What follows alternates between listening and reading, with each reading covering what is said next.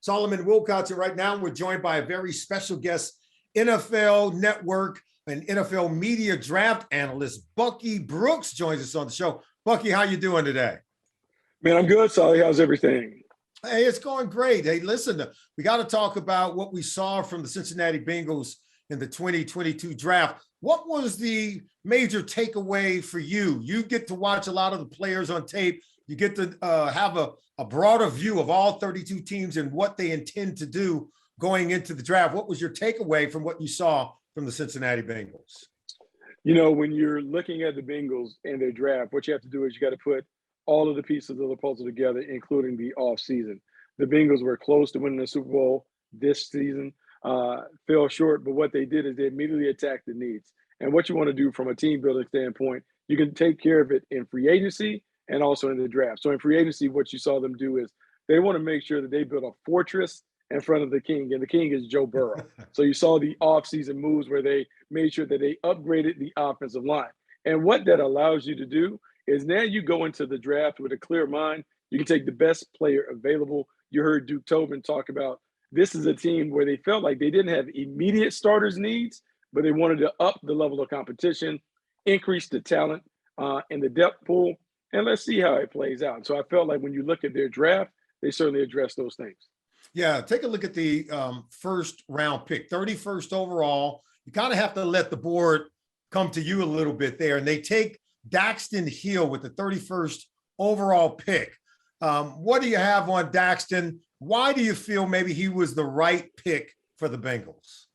Well, when you go back and you look at the way the Bengals played, like the Bengals end up having to play a lot of drop 8 coverage in the playoffs. And some of that is by design because you're playing teams like the Kansas City Chiefs that can throw the ball over the yard. So you want to kind of neutralize those guys. But then some of it was you may not have felt great about how you had to cover if you had to match up and play man-to-man. And in some of those instances, including in the Super Bowl, you can't play man-to-man. You can't play the sticky coverage that you want. Well, now you get a Daxton Hill who's a slot defender. And when I mean a slot defender, he not only can play slot corner, but he can play deep middle safety. He can play in the box and do some other things. And so the theme of the league now is multiplicity in terms of your sub packaging, being able to put multiple guys on the field, and to change the game plan maybe each week. Now you have to add more pieces to allow you to kind of use that approach as opposed to playing the same old vanilla coverages. You know, I'm never going to second guess Duke Tobin. He is the NFL Executive of the Year award winner. But I just want to know, was there ever any thought, because Lewis Cine was sitting there, and I had him very close to Kyle Hamilton as the second rated safety on the board in terms of the players coming out of college at that position. But Daxton Hill is more, as you mentioned, more multi-positional. He can play multiple positions, whereas Lewis Cine, he's bigger, he's faster in terms of his 40 time, played on that great championship defense for the Georgia Bulldogs. He was rated as a true safety, rated maybe a little bit higher than Daxton. Your thoughts there on them going with Daxton maybe and not going with Lewis Cine, who was taking the next pick right after Daxton to the Minnesota Vikings? See, I know what it is. See, you still have that 80s football, that 90s football in you. And so when you see Lewis Cine, you have all those old school guys, David Fulcher coming downhill, knocking the taste out of people's mouth. But you can't play the game like that anymore. And so, he's a hitter. It's funny because Lewis Cine is a hitter. And the one thing that shows up on tape, he changes the way people kind of trolley through the zip code. Like you're not going to go inside the numbers when he's there. And, when you think about that division, it wouldn't have been a bad pick. Because you think about the teams that are physical and like to run the ball, the Baltimore Ravens, the Cleveland Browns, the Pittsburgh Steelers. So it certainly would fit. I think based on the way things were playing out in the postseason, you wanted to make sure that you had another guy that could do it. So it's not all Mike Hilton having to be in the slot, having to blitz. You have more guys, and then you can kind of mix and match how those guys are able to do it. Yeah, I liken Daxton Hill to the guy that can be like a Mike Hilton, but playing on the weak side, opposite of the nickel, as a dime inbox defender against 11 personnel, playing over the tight end, can cover tight ends really well, can be a blitzer coming off the weak side against 11 personnel package. He can play the nickel. He can play the dime. He can drop back if something happened to Von Bell or Jesse Bates, he can also function in that role as well. You literally got 3 positions covered for the price of 1. Okay, talk to me about the second round pick, Cam Taylor-Britt, and what you see there. He's also a guy that can play multiple positions. Yeah, I think today, in today's game at DB, you got to have that as your calling card. Like early on, if you're a guy that can play outside and inside, it gives you more opportunities to get on the field. We talk about it. Like the Bengals were able to really go a long way. I thought they got about as much as you can get out of their defense, being able to be a real zone-heavy team, a team that keep the ball in front, rally and tackle, and it worked. But there are instances where you want to be able to challenge receivers, make life difficult for the quarterback. And so this is what Taylor-Britt can do. Walk up in your face. He can use that length to kind of stymie guys at the line. And he still has the ability to play back. But I think what you would like to have, if you're the defense coordinator, you want to have more tools in the toolbox where you don't always have to sit back. That might be your modus operandi, meaning that's how you want to go. But sometimes, man, you got to go lock it up. You want to blitz, you want to bring pressure, have man-to-man behind it. So what do you think they wanted to do when they went in the third round? Zachary Carter, defensive end from University of Florida. They already have Trey Hendrickson. They've got Sam Hubbard. Appears as though they wanted to add another pass rusher to the mix. Yeah, pass rush is always coveted at a premium. This league is about the P's. It's about passers, pass rushers, playmakers, being able to do it, and then pass protectors. And you've seen that the Bengals have gone heavy on those positions of late. Consequently, they're in the Super Bowl because they have A-level people there. And so when you think about the rotation, I believe a lot of it is cultural fit. This is a work hard, play hard team.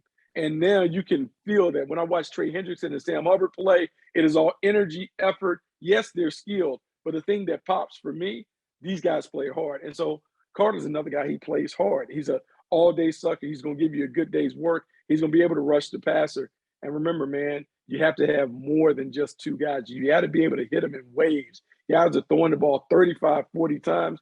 The more rushes that you can get on the field, the more you can wear down that offensive line. The Bengals also, they can't have enough offensive linemen. They add 3 new starters via free agency. And then in the 4th round, Cordell Volson, the guard from North Dakota State. He had started at right tackle and left tackle in college, and now he's going to make the transition inside at the guard position. What do you see with Cordell Volson from North Dakota State? I mean, we've talked about it. It seems like the theme of all the draft picks have been versatility, position flexibility, being able to bring more to the table. And Solomon, you understand how this league works. It's hard to get a jersey on game day. And so the more that you can do, it enhances your opportunity to get on the field. And so now you're talking about a guy that might be the 7th or 8th man in the rotation, but he's valuable because he does have some position flex. Maybe you get in the pinch, he goes inside and plays guard, but maybe you're really in a jam and you need him to go for tackle for a game or 2. And so being able to have that experience that he showed on tape, that certainly helps. And I'm sure Duke Tobin, Zach Taylor, when they were looking at the board and they were looking at this player, they were saying, hey, man, this guy can really help us from a depth perspective. He gives us an opportunity to maybe get a 2-for-1 player.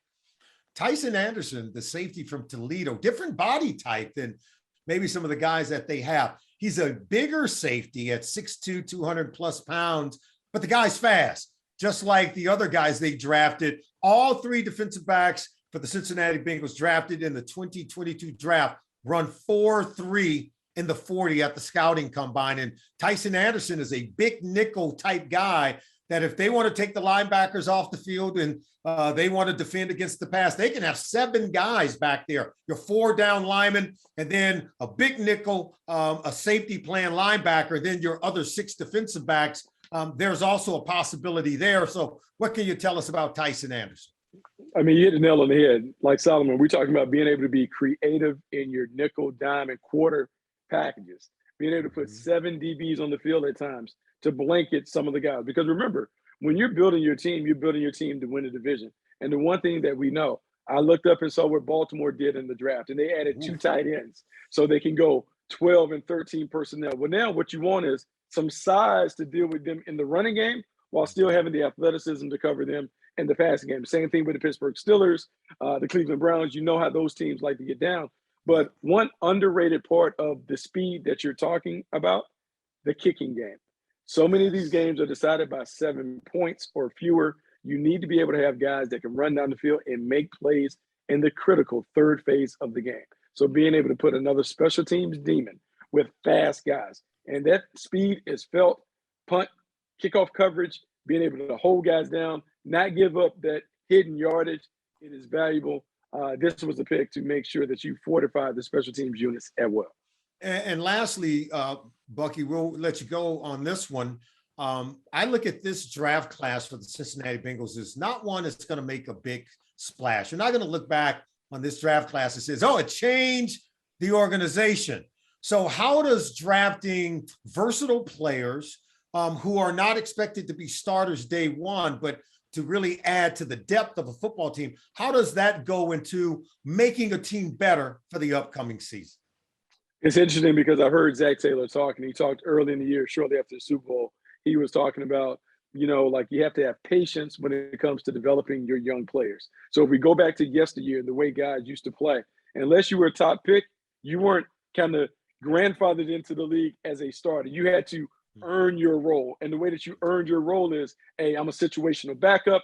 I'm a special teams player. Now it appears that the culture in Cincinnati is one where everyone understands that nothing is given, everything is earned. And so there's a rite of passage for you to get onto the field with all of these athletes who have versatility. I think you have a pecking order established that you are going to earn your rate onto the field in a situational role player, special teams player. And then if you're good enough to unseat somebody, that's the way it goes. I think what they've done from a cultural standpoint is everything is earned, nothing is given. And the young guys that step into that locker room understand that from day one. And it tells you how far this team has come very quickly from really barely winning any games over the previous 2 years to going to a Super Bowl in 2021 and really having top level talent across the board where they can go and draft for depth and versatility as they continue to build their roster.